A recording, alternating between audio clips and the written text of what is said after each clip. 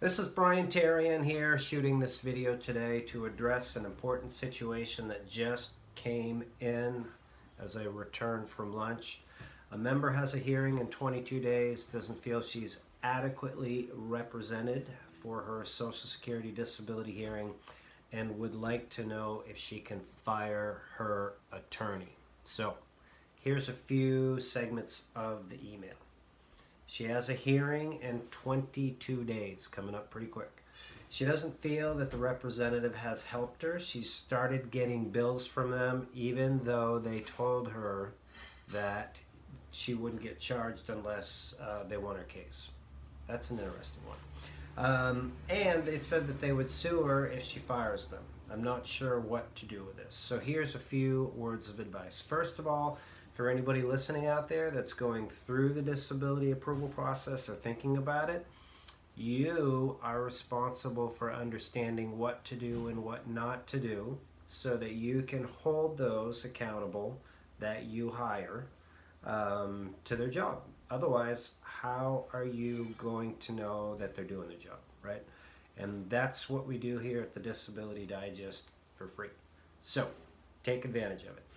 So then the next thing is, I really encourage people to dig into the situation and see if there's true justification for firing your Social Security disability representative, which could be an attorney or non-attorney representative.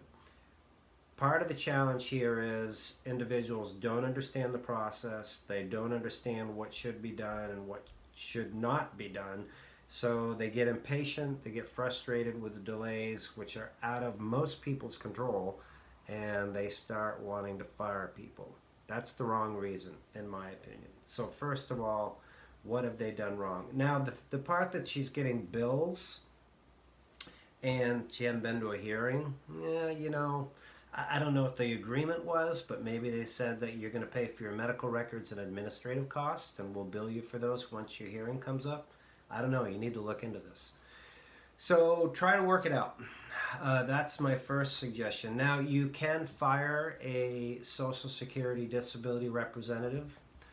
It is your right, and firing them is also a term that's used as releasing them.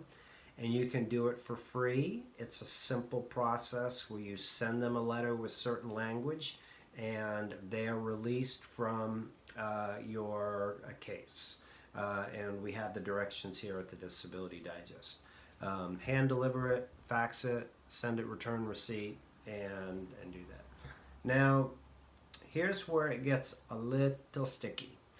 Is the representative that is currently on the case here, if they get fired, they have the right to file a fee petition with Social Security, form SSA 1560, and they can request from the Social Security judge to pay them for the work that they have done on the case.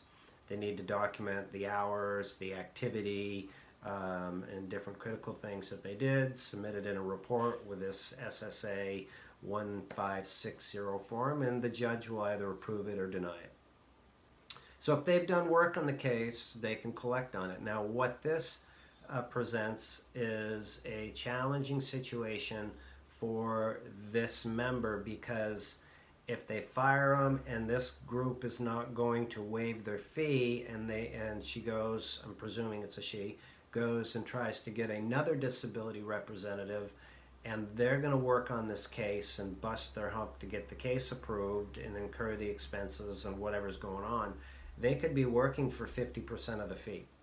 So it's not an attractive case for somebody else to take. I mean, you might think that $6,000 is a lot of money if you are out there as a disability applicant, but for the costs that you incur and the time that's involved, it's not. So when you take that $3,000 or that $6,000 and cut it in half, if the other company, the first company, wins their fee petition, then the new group is only going to be able to collect 50% of the fee.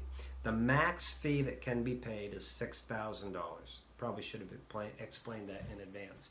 So if there's $6,000 total and the first company gets fired gets 3 and the second one gets 3, then right, that's where it gets really challenging. So when you release a representative, it's, in my opinion, important to put in the language that to waive all fees.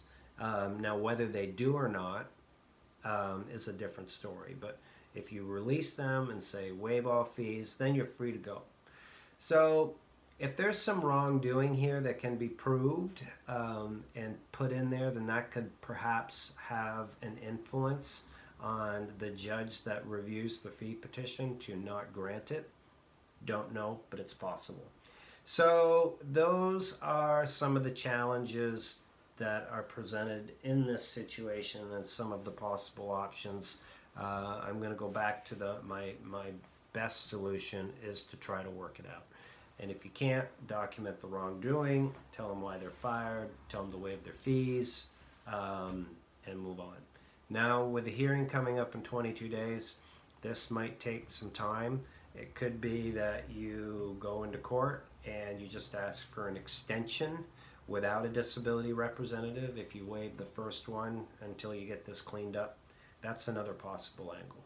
No clear-cut situation based on the information that I've been provided, but I hope you find this helpful in resolving this for this member and for others of you that may unfortunately be faced with this situation.